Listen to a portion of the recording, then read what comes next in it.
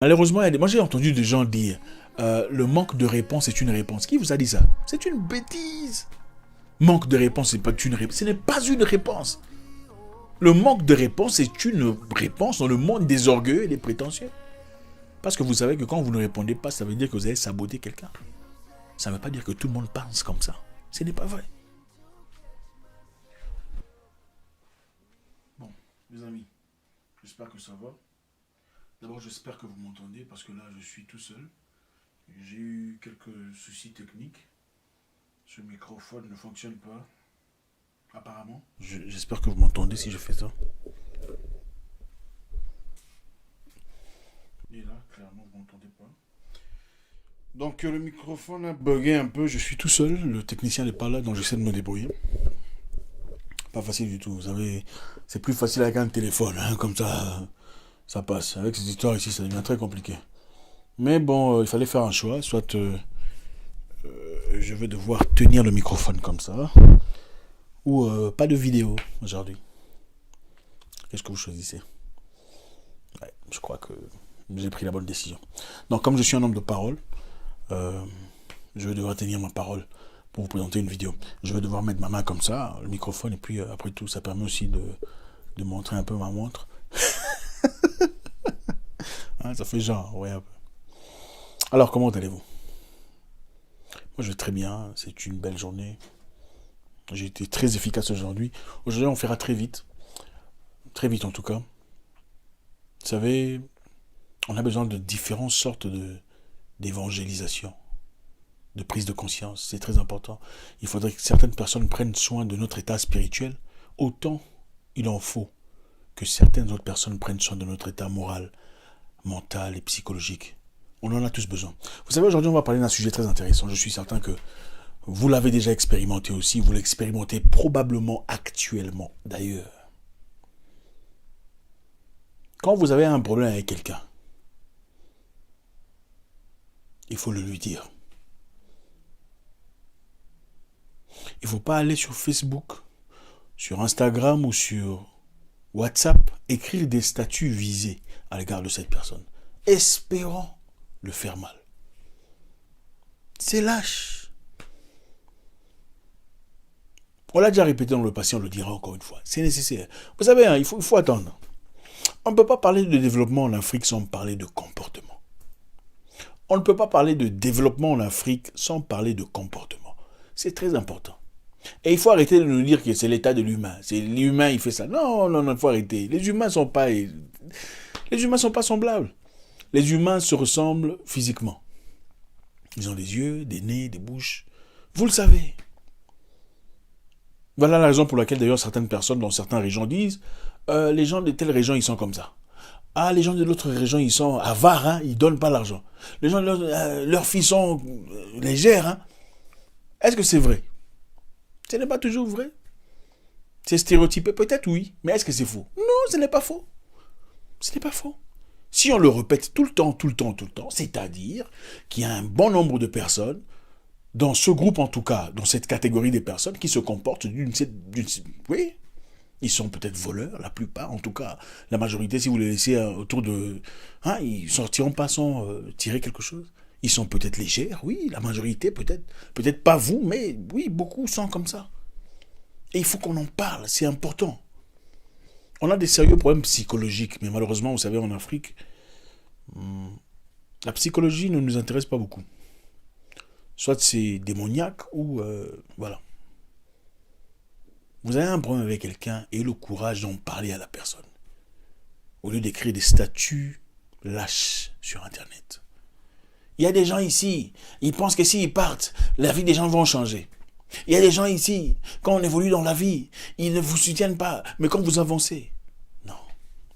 Vous savez ce qu'un adulte ferait? Un adulte, quand il a un problème avec une personne, il appelle la personne. J'espère que vous m'entendez. Hein. J'espère que je ne suis pas en train de parler tout seul en vain. Tout ça. Vous allez m'énerver grave. Je vais boxer cette caméra. Quand un adulte a quelque chose de profond à partager, quelque chose qui dérange, il appelle la prochaine personne ou la personne concernée. Il dit, mon cher, qu'est-ce qui se passe? Est-ce qu'on peut en parler, en discuter et trouver une solution? Vous avez l'impression qu'une personne vous boude. Vous commencez aussi à bouder. Sans nécessairement comprendre dans quelles conditions il est dans son état d'esprit, dans quelle situation il se positionne sur le plan familial. Vous ne savez pas exactement qu'est-ce qu'il traverse. Vous commencez à bouder. Moi, s'il ne m'écrit pas, je ne l'écris pas. Enfantillage. Beaucoup d'amitiés sont morts dans des bêtises pareilles.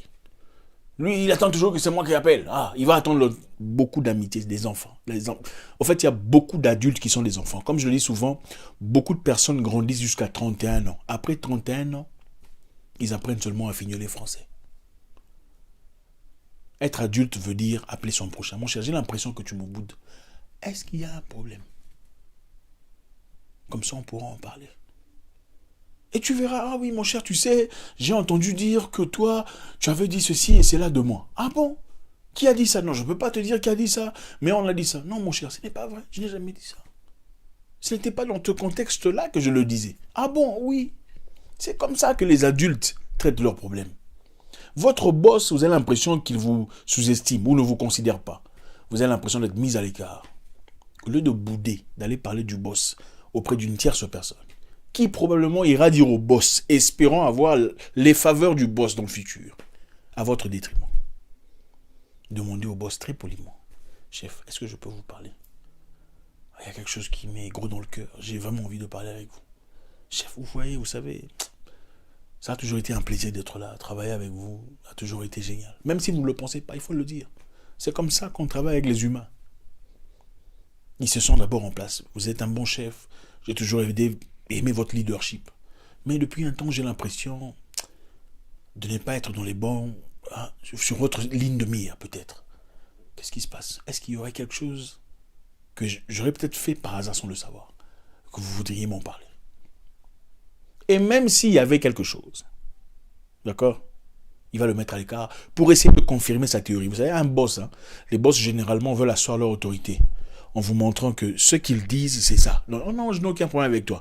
À partir du moment où vous en parlez, il ne fera plus jamais les bêtises, tous les chichis, tout ça, fini. Parce que consciemment, il se rend compte que tu as remarqué, tu as compris le jeu. Et le courage de parler. N'allez pas dans un coin. Vous savez, moi, il m'est arrivé une fois. Il y a un monsieur qui était vraiment mon pote. On était vraiment proches, plus jeunes. On s'entraînait ensemble, on faisait même, comment vous appelez ça, des arts martiaux ensemble, on rentrait ensemble, on faisait des arthréophilie, bodybuilding, tout ça, on marchait dans le quartier, on était des hommes forts ensemble. On était plus jeunes, en tout cas, tout ça. Plusieurs années plus tard, chacun a frayé son chemin. Je suis parti, il est parti.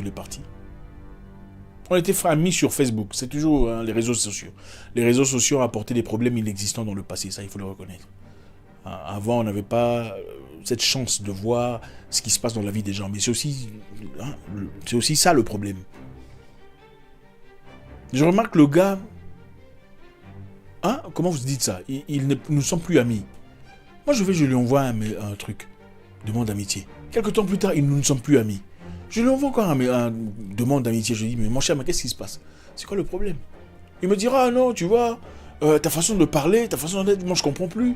Nous on n'a plus ton niveau apparemment. Bon, alors on n'a plus rien à se dire. Je dis mais attendez mon frère, comment ça on n'a plus rien à se dire? J'ai peut-être fait mon chemin d'une certaine façon. Et tu as fait ta vie, ça ne veut pas dire que je me sens supérieur à toi ou quoi que ce soit. Ah oui d'ailleurs tel avait dit que toi... En fait il y a des gens avec qui vous êtes en guerre aujourd'hui sans que vous ne sachiez que vous êtes en guerre avec eux. Vous êtes en guerre avec des gens sans que vous n'en soyez au courant. Au fait, ils sont en guerre avec eux-mêmes. Beaucoup parmi nous, vous êtes en guerre avec vous-même. Vous êtes en guerre avec vous-même. Les gens concernés ne savent même pas. Vous écrivez des statuts. Là-bas, vous croyez... Mais eux ne comprennent même pas de quoi vous parlez. En fait, il faut grandir. Avoir le courage. Redevenir homme avec grand H. C'est-à-dire, ma chère, ce que tu es en train de faire là, ça me gêne. Je souhaiterais qu'on en discute. Si on peut en discuter et essayer de rectifier le tir, ça me ferait énormément plaisir. Sinon, chacun prend ses dispositions. C'est comme ça que les grandes personnes font. Vous avez un problème avec quelqu'un, vous l'appelez, vous lui dites « Ah, lui, j'ai l'impression qu'il me... » Non, il faut arrêter ça. Vous appelez quelqu'un, ou vous l'écrivez, il ne répond pas. Vous allez dans le coin, gonflé comme patate douce ou, je sais pas, farine de boulangerie. Ah, lui, on l'appelle, il répond pas. Mais attendez, vous ne savez pas ce qui se passe dans sa vie? Peut-être qu'il a eu une très mauvaise nouvelle. C'est vrai que certains diront que ça ne justifie pas, mais ça peut justifier, vous ne savez pas. Il y a des gens qui ont des maladies compliquées dans leur vie, vous ne savez pas ce qui se passe dans la vie des gens. Vous appelez quelqu'un, ça ne passe pas. Ou vous appelez, il ne vous... Appelez encore, mais mon cher, je t'ai appelé, tu n'as pas vu mon appel. Oh non, j'ai vu, mais pourquoi tu ne m'as pas appelé? C'est comme ça qu'on fait. Vous placez la personne devant l'histoire. Tu as vu mon appel, n'est-ce pas? Pourquoi tu ne m'as pas rappelé? Tu ne trouves pas que c'est un manque de considération? Évident. Comment veux-tu que je me sente? C'est comme ça qu'il faut parler aux gens. Ils se sentent petits, ils disent « Oh, ce gars m'a vraiment mouillé. » On vous fait une réponse que vous n'aimez pas. Pointez directement. Pourquoi tu m'as dit ça? Qu'est-ce que ça veut dire? N'allez pas à la maison gonfler. Ah, il m'a dit ça. Il m'a jeté des pics. Non, quand on vous jette des pics, il faut répliquer immédiatement. Qu'est-ce que vous voulez dire par là? Je ne comprends pas. J'étais avec un ami, nous sommes partis quelque part, et une fille a dit à quelqu'un « Ah, j'aime quand tu viens ici, il faut enlever ton masque.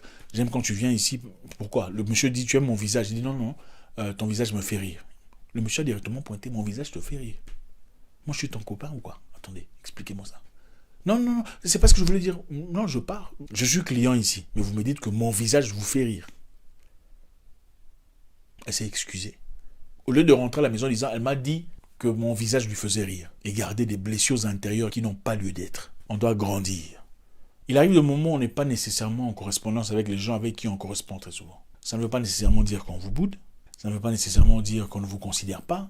Ça ne veut pas nécessairement dire qu'on n'a pas de respect à votre égard. Si vous doutez de quoi que ce soit, posez la question. Vous écrivez à une personne, elle ne vous répond pas. Il y a des moments où il faut le demander. Mon cher, je t'ai écrit, tu n'as pas vu.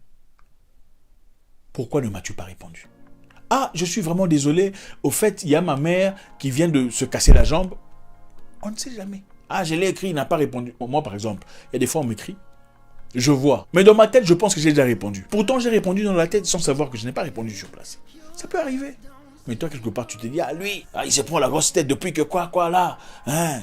Il est devenu comment? Il a oublié lui. Non, non, ce n'est pas ça. Les gens ont des problèmes chaque jour. Il y a des gens qui ont des problèmes de banque, des problèmes de monnaie, des problèmes de santé, des problèmes de famille, des problèmes des papiers. Les gens ont des problèmes. Et le courage, la maturité. Hein? Le même courage, la même niaque que vous avez pour écrire des statuts, hein, tout ça. Et le même courage. D'asseoir les gens et leur dire la vérité. Sans être impoli. Mais une vérité qui recadre et emmène les personnes dans la ligne qu'il faut. Merci infiniment. Et ben j'espère que ça a marché. Que vous avez assez vu ma montre. Toujours un réel plaisir. Oh, ça fait mal quand même. J'ai fait ça l'autre fois aussi, c'est pas facile du tout. Donc on va essayer de voir comment on peut arranger ça. Vous avez un commentaire, balancez-le. Nous sommes intéressés à savoir dans quelles circonstances, dans quelles conditions. Malheureusement, moi j'ai entendu des gens dire le manque de réponse est une réponse. Qui vous a dit ça? C'est une bêtise. Manque de réponse, c'est pas une réponse. Ce n'est pas une réponse. Le manque de réponse est une réponse dans le monde des orgueilleux et des prétentieux.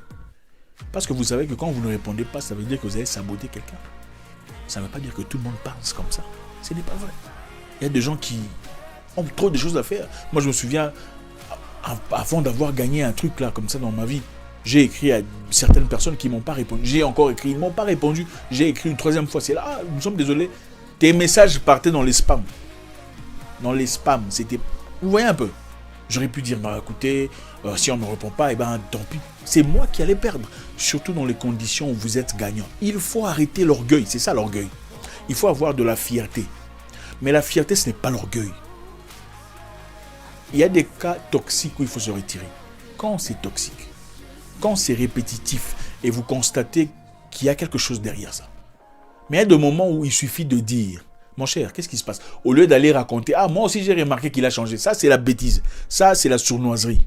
Il faut, mon cher, les gens disent que tu es comme ça, comme ça, comme ça. Moi, je viens te demander, qu'est-ce qui se passe? Pourquoi on dit ça? Ah non, tu sais, d'ailleurs, c'est comme ça qu'on parle. C'est pas, oui, moi aussi j'ai remarqué qu'il a changé. Non, vous êtes petit.